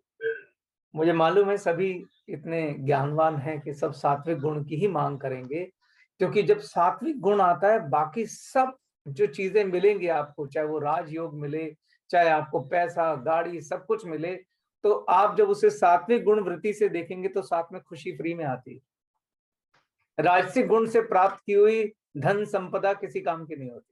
तो सात्विक गुण से सब कुछ अपने आप मिल जाता है। तो सवाल है कि हम ज्यादा से ज्यादा सात्विक गुण में रहें कैसे। मन बड़ा चंचल है। मैं आपको बड़े सिंपल उदाहरण से समझाऊंगा कि आप में जो वृत्तियां मतलब होता है जो अंदर से गुण उठेगा। आपके जीवन में कोई भी घटना घटती है, ये बात आप गहराई से सुनिएगा, गौर फरमाइएगा। आपके जीवन में जो भी घटना घटती है, जैसे यहां पर अब हजारों लोग बैठे हैं, सबके जीवन में मान लो एक ही घटना घटी। उदाहरण के लिए मोबाइल गुम हो गया या मोबाइल चोरी हो गया। 1000 के 1000 लोग क्या एक ही तरीके से सोचेंगे या रिएक्ट करेंगे? नहीं। अब आप मोबाइल गुम होने पर कैसे रिएक्ट करेंगे, ये डिपेंड करता है आपके अंदर कौन से गुण की वृत्ति उठी। सात्विक गुण की, राजसिक की या तामसिक की। सात्विक गुण जिसकी वृत्ति उठी वो कहेगा, वो उसको आध्यात्मिक तरीके से देखेगा, चलो भला उस व्यक्ति का जो ले गया, कोई बात नहीं, भगवान भला करेगा, मेरे लिए घटना है कि मेरे को ये शायद ये मेरा नुकसान होना ही था। राजसिक गुण वाला बेचैन हो जाए, अरे मैंने ये मोबाइल लिया था, इतनी महंगा मोबाइल था, ऐसा था वैसा था, ये था। तो राजसिक वाला जो है वो बेचैन हो जाए। मगर जो तामसिक वाला है वो बहुत गुस्सा करेगा, क्रोध करेगा, वो ढूंढेगा मैं किसके ऊपर ब्लेम लगाऊं। अपनी बीवी को डांटेगा, तो दरवाजा ठीक से बंद नहीं कर सकती, तो ऐसा नहीं कर सकती, तो वैसा नहीं कर सकती। वो गुस्सा करके पागल हो रहा होगा, क्योंकि उसके अंदर तामसिक गुण की वृत्ति पैदा होगी। तो सेम घटना को अलग अलग लोग अलग अलग गुणों से डील करते हैं। जोन सी वृत्ति उस समय जाग गई, उसी वृत्ति से वो डील करे। कई बार आपने देखा होगा, अगर कोई व्यक्ति अंदर से, हम कई बार अंदर से गुस्से में होते हैं, यानी तामसिक गुण हमारे अंदर जागृत होता है। तो एक बच्चे ने छोटी सी हरकत या छोटी सी गलती करी जिसपे उसे कुछ कहना भी नहीं था, और हम ठाके उसको थप्पड़ मारते अपनी, और बाद में कहते हैं यार मैंने अपने ऑफिस की फ्रस्ट्रेशन अपने बच्चे पे निकाल दी। नहीं, उस समय आपका तामसिक गुण जागृत था और उस गुण ने आपसे ये काम कराया। तो आप जो भी अपने जीवन में कार्य करेंगे वो आपके गुणों के अधीन है। अब आपके मन में सवाल होगा, सर हम इन वृत्तियों पे नियंत्रण कैसे करें? बहुत अच्छा रहेगा अगर आपके अंदर सात्विक वृत्ति हमेशा जागृत रहे। तो सवाल है कि आपके अंदर सात्विक वृत्ति हमेशा जागृत रहे कैसे? क्योंकि आपका नियंत्रण आए कैसे? गुस्सा आ गया तो आ गया। तो उसका मैं आपको एक तरीका बताता हूं। यही बात जुड़ी हुई है संस्कारों से, समझिएगा ध्यान से। आप जिस, एक वर्ड होता है हमारे यहाँ सत्संग, सत्संग का मतलब होता है सात्विक गुणों के व्यक्ति वालों का संग या सत्य का संग। या आप खुद देखिए, आप जिस तरह के माहौल में होते हैं वैसे ही गुण आप में जागृत हो जाते हैं। मान लीजिए आप मंदिर में गए हैं, मस्जिद में गए हैं, गुरुद्वारे में गए हैं, और वहां पे उस समय वही चर्चा चल रही है भगवान की, क्षमा की, धैर्य की, जैसे अभी चल रही है। इस समय जो भी चल रहा है इसे हम सत्संग ही कहते हैं। आप मेरे साथ हैं, हम सब मिलके एक सत्संग कर रहे हैं। तो इस समय आपके अंदर सात्विक गुण की अधिकता है। आपने मेडिटेशन किया, इस तरह का डिस्कशन किया, तो आपके अंदर अगले 2-4 घंटे यही वृत्ति रहने वाली। अब कोई भी घटना होगी आप इसको इसी तरीके से डील करें। और मान लीजिए आपने एक ऐसी महफिल में बैठ गए जहां शराब चल रही है, शवाब चल रही है, बातें चल रही हैं दूसरे तरह की, उस समय आपकी तामसिक वृत्ति पैदा होती है। अगर आपने कोई धार्मिक सीरियल देखा है या धार्मिक ज्ञान की बात देखी है या धार्मिक आपने उपदेश देखा है तो आपकी सात्विक वृत्ति पैदा हो जाए। अगर आपने पड़ोसी को गाड़ी लाते हुए देखा है और आपकी पत्नी कह रही है कि भाई गाड़ी तो हमारे पास भी होनी चाहिए, तो उसी समय आप सोचने लगेंगे मेरी तनख्वाह इतनी है, अगर मैं इतने की किस्त बनाऊंगा, ऐसे करूंगा, ऐसे लोन लेके गाड़ी ले लूंगा, तो ये बेचैनी शुरू हो गई। ये राजसिक गुण है। इसमें संतोष गायब हो गया, धैर्य गायब हो गया। तो आप किस माहौल में रहते हैं ज्यादा, किन लोगों के बीच में ज्यादा रहते हैं, किस तरह की चीजें करते हैं, उससे आपकी वृत्तियां, आपका संस्कार बन जाती है। तो मैं हमेशा एक शब्द बोलता हूं जिस शब्द का नाम है बैलेंस। बैलेंस आपके जीवन का आधार है। मैं जो कहने जा रहा हूं मैं उससे ये नहीं कह रहा कि आपकी तीनों वृत्तियां बंद हो जाएंगी। कभी कभी तीनों वृत्तियां चाहिए होती हैं, लेकिन उसके ऊपर आपका नियंत्रण होना चाहिए। तो मैं आपसे कहना चाहता हूं कि आप जीवन में कम से कम अपने जीवन का 10% हिस्सा अध्यात्म को भी दान कीजिए। 10% तन मन धन का दान होना चाहिए। तन का मतलब श्रम दान, मन मतलब आध्यात्मिक, और धन मतलब आपका पैसा। मैं आपको 5 शब्द दे रहा हूं, अगर आप लिखना चाहें। ज्ञान, ध्यान, दान, जप और समाधि। ज्ञान मतलब नॉलेज, ध्यान मतलब चिंतन, जो अभी आप कर रहे थे ध्यान, चिंतन जिस पे विचार करना है। दान, जो देना है आपने, दान मैंने आपको कई तरह के बताए थे, मैं बता दूंगा। जप और समाधि, ये 5 आपके बल हैं जो आपको सात्विक गुणों में रखेंगे। ज्ञान जो मिलता है आपको वो स्वाध्याय से मिलता है और सत्संग से मिलता है। सत्संग इस समय चल रहा है, और स्वाध्याय का मतलब होता है कुछ ना कुछ पढ़ना। जैसे आप कुरान पढ़ें, भागवत गीता पढ़ें, गुरु ग्रंथ साहब पढ़ें, बाइबल पढ़ें, ये आपका स्वाध्याय है। स्वाध्याय मतलब इसको पढ़ना। जब आप ईश्वर की वाणी को पढ़ेंगे तो आप में सात्विक गुण का उदय होगा। और रोज अपने 24 घंटे में से 10% आपको इसके ऊपर देना चाहिए। ज्यादा नहीं दे सकते तो 1 घंटा दे दीजिए, 10% तो मैक्सिमम है। उससे क्या होगा, पूरा दिन आपकी वो वृत्ति आप पे छाई रहेगी और होने वाली घटनाओं को आप उसी तरीके से देखेंगे और मन आपका शांत रहेगा। सेम ही घटना पे एक आदमी बहुत विचलित हो जाता है और एक बहुत शांत हो जाता है। मैंने ऐसे लोगों को भी देखा है जिनके अपने परिजन की मृत्यु हो गई और उन्होंने बहुत प्यार से उसके चेहरे पर, मस्तिष्क पर प्यार दिया, ना रोए, ना चिल्लाए, ना छाती पीटी, बस ईश्वर से बैठ के 5-10 मिनट प्रार्थना की, क्योंकि उनका सात्विक गुण जागा हुआ था। वो गुण जागेगा तभी जब आपका संस्कार होगा, अचानक नहीं जागता है, प्रयास करना पड़ता है, लगातार उस वृत्ति की आदत डालनी पड़ती है। तो मैंने आपको बोला ज्ञान जो है स्वाध्याय से मिलेगा और सत्संग से मिलेगा। सत्संग इस समय चल रहा है और आप अपना स्वाध्याय करें। दूसरा, ध्यान। जब आप ज्ञान लेते हैं तो फिर उसका आप ध्यान भी करते हैं। ध्यान का मतलब ये नहीं आप आंखें बंद करके बैठ जाइए। ध्यान का मतलब है उस चीज का चिंतन करना, सोचना जो आपने पढ़ा है। जब आप उसका चिंतन करते हैं, ये सबसे बढ़िया स्टेज होती है सात्विक गुण को अपने अंदर पैदा करने की। मान लो आपने आज एक मूवी देखी, तो मूवी देखने के बाद आप क्या करते हैं? अगर मूवी बहुत अच्छी है तो आप उसके बारे में सोचने लग जाते हैं, अरे यार वो कितना अच्छा सीन था, वहां पे हीरो ने कितना अच्छा किया था, उसने कितना बढ़िया रोल किया, वो हीरोइन ने कितना बड़ा रोल किया, वो बच्चा कितना बढ़िया था। करते हैं कि नहीं करते? इसको चिंतन कहते हैं। तो जब आप स्वाध्याय या सत्संग करके आते हैं तो आधा घंटा बैठो आराम से और चिंतन करो उस वाणी का जो आप पढ़ के आए, उसके कंक्लूजन निकालो, मन में बात करो कि मुझे भी अपने अंदर ये सब चेंज लाने हैं। ये अफर्मेशन है, चिंतन जो है। उसके बाद आता है दान।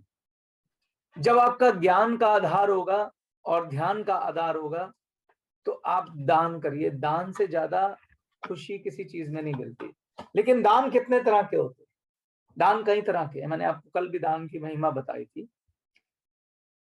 धन दान और श्रम दान तो सब जानते हैं। और कभी ये इंतजार नहीं करना चाहिए जब आप अमीर हो जाएंगे तो आप धन दान देंगे, नहीं। धन दान का मतलब है त्याग। अपने अपने जो मैंने कमाया उसमें से मैंने 10% का त्याग कर दिया। अगर आपके घर में 5 रोटी है या आपने घर में 10 रोटी बनाई है तो 1 रोटी आप दे दीजिए। थोड़ा सा अपनी भूख कम कर लीजिए। इसको बोलते हैं सच्चा दान। चाहे किसी के पास 100 करोड़ हो और उसने उसमें से 1 लाख रुपया दे दिया, और अगर किसी के पास 100 रुपए हैं, उसने 10 रुपए दे दिए, जो 100 रुपए वाले का दान है वो बड़ा माना जाएगा, क्योंकि उस ईश्वर को पैसे का हिसाब नहीं आता, आपके दिल का हिसाब आता है। उसको क्या पैसों की वो कैलकुलेशन करनी है, वो आपका दिल देख रहा है, वो आपका त्याग देख रहा है। तो कई लोग जो ये सोचते हैं मेरे पास जब ऐसा होगा मैं तब ऐसा कर दूंगा, मैं ऐसा हो ना ना ना। आज क्या कर रहा है, इस परिस्थिति में क्या कर रहा है? जब परिस्थिति जब विपत्ति का समय होता है, आपकी 4 चीजों की परीक्षा होती है। स्त्री की परीक्षा, मित्र की परीक्षा, धर्म की परीक्षा, धैर्य की परीक्षा। विपत्ति के समय में ही इन चारों का असली परीक्षा आपका ईश्वर लेता है। आपका धैर्य। विपत्ति के समय में धैर्य रखना चाहिए। विपत्ति किस पे नहीं आई? जब जब भगवान धरती पे आए, हर भगवान, चाहे आप कोई भी धर्म उठा लीजिए, उन्होंने ये एग्जाम्पल के साथ समझाया कि विपत्ति तो मुझ पे भी आएगी, क्योंकि ये धरती लोक का नियम है। राम आए, वनवास गए, जीसस ने कितनी विपत्ति सही।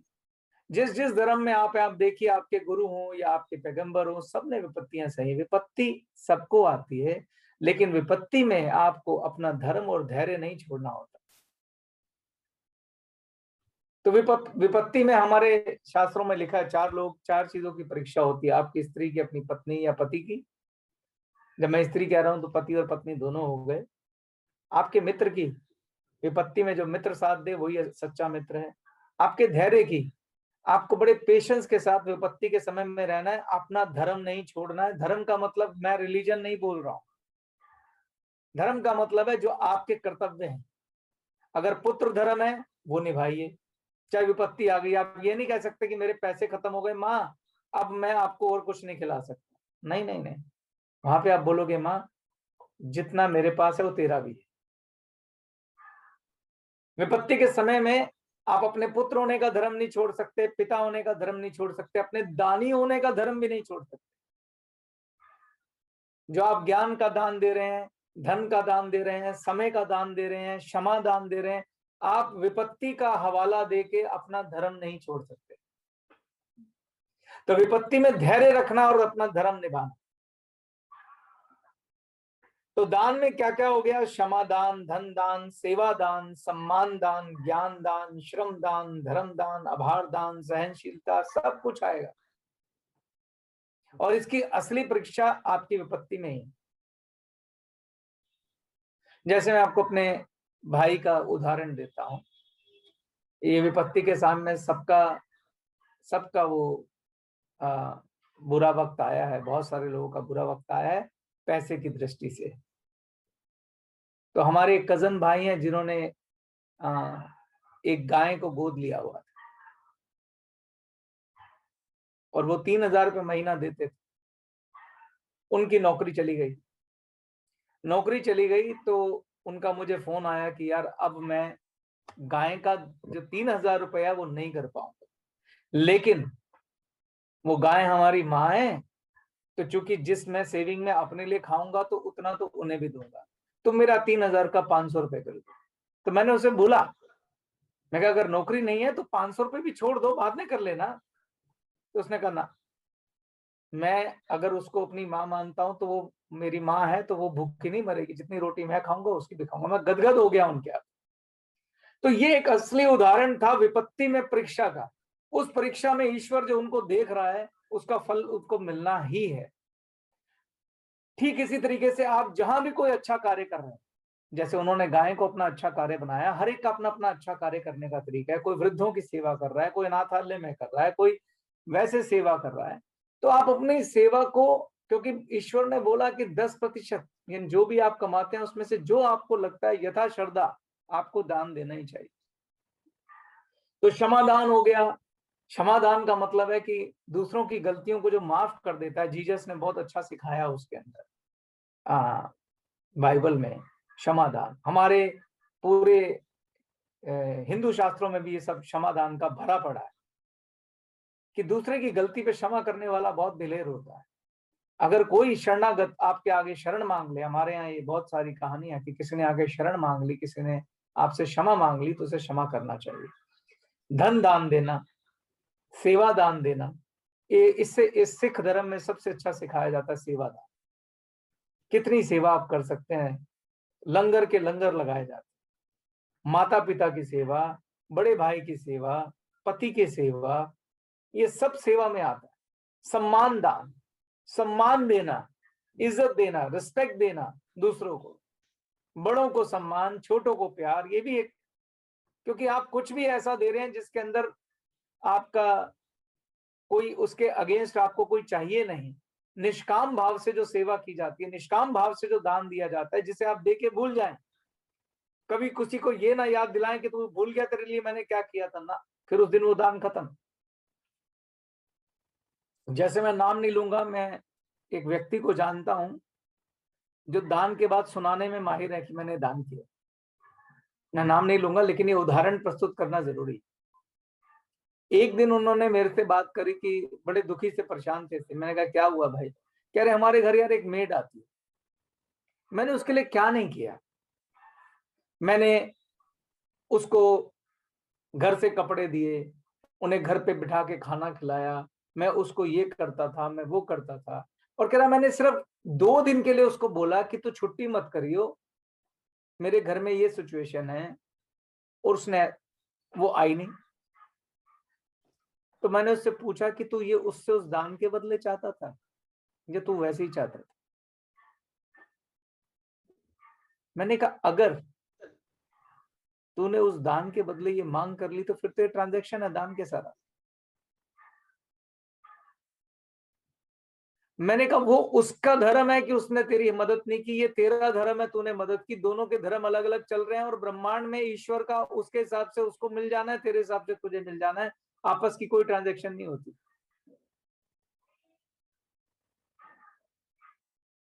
यही दान की महिमा है। चौथी चीज है जप। तो जिस भी ईश्वर को आप मानते हैं, जिस भी भगवान को मानते हैं, उसका जब आप जप करेंगे तो वो आपका संस्कार बनेगा। जप होता ही इसलिए कि जब भी कोई विपत्ति आए सिर्फ उसका मुंह से नाम निकले। जब उसका मुंह से नाम निकलेगा सात्विक गुण एकदम उदय हो जाएगा। और आखिरी चीज है समाधि, मेडिटेशन।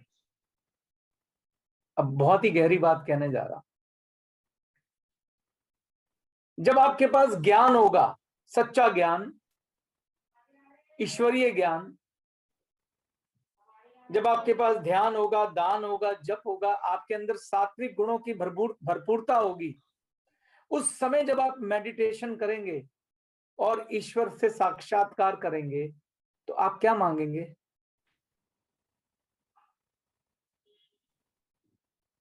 एक राक्षस क्या मांगता है और एक देव क्या मांगता है? मांग मांग में फर्क हो जाता है कि नहीं हो जाता? बिल्कुल होता है।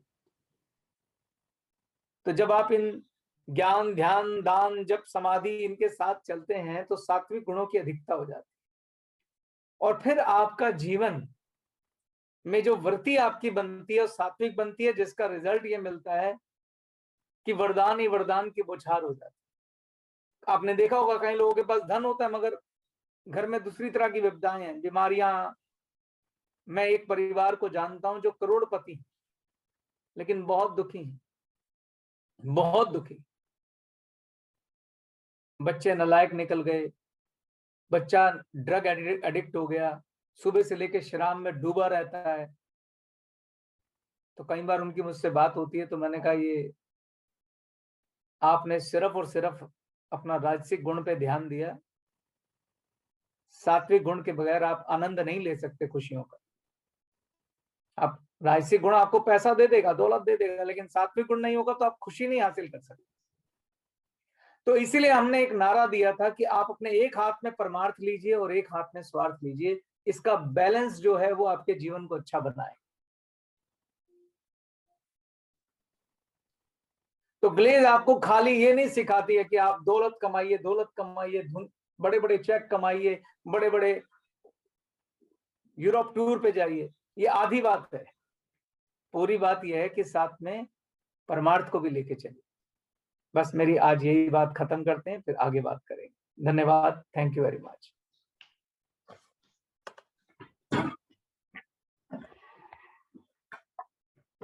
Thank you so much Chetan sir, आपका बहुत बहुत धन्यवाद। मुझे लगता है कि बहुत ही वंडरफुल बात चेतन सर ने की है। एक बार जोरदार तालियां चेतन सर के लिए। बहुत खूब, बहुत वंडरफुल, बहुत ही शानदार। और ईश्वर का बहुत बहुत धन्यवाद जो ये कार्यक्रम उन्होंने शुरू कराया है। मुझे लगता है ये 40 दिन जो हम एक साथ हैं, जो हम ये दिन की शुरुआत कर रहे हैं, जिस वाइब्रेशन के साथ, जिस पॉजिटिविटी के साथ, हम जीवन में जो भी पाना चाहते हैं वो 100% हमें मिल रहा है, वो मिलेगा और वो मिल रहा है। Thank you so much. ये कार्यक्रम शाम को 6 बजे एक बार जूम पर फिर होगा। हमारे जो साथी जो अटेंड नहीं कर पाए हैं वो जुड़ सकते हैं शाम को 6 बजे। दोबारा मुलाकात होगी कल सुबह 10 बजे। तब तक के लिए आप सबको मेरा नमस्कार। खुश रहे, स्वस्थ रहे, व्यस्त रहे, मस्त रहे। Thank you very much. जय हिंद, जय Galway. Thank you very much. आप सबको बहुत बहुत धन्यवाद। अगर मेरी कोई बात किसी को बुरी लगी हो या उनके विश्वास के साथ मैच ना करती हो तो मैं उसके लिए क्षमा चाहता हूं। मेरा एकमात्र उद्देश्य ये था कि आप सबका कल्याण हो, आप सबका भला हो, क्योंकि आप मेरा परिवार हैं। आप किसी भी धर्म से, जाति से, वर्ग से हैं तो आप मेरा परिवार हैं। और मैं ईश्वर से प्रार्थना करता हूं कि आपको वो स्वस्थ में वो सब कुछ मिले जो मिलना चाहिए, जो ईश्वरीय शक्ति के साथ मिलना चाहिए। धन्यवाद।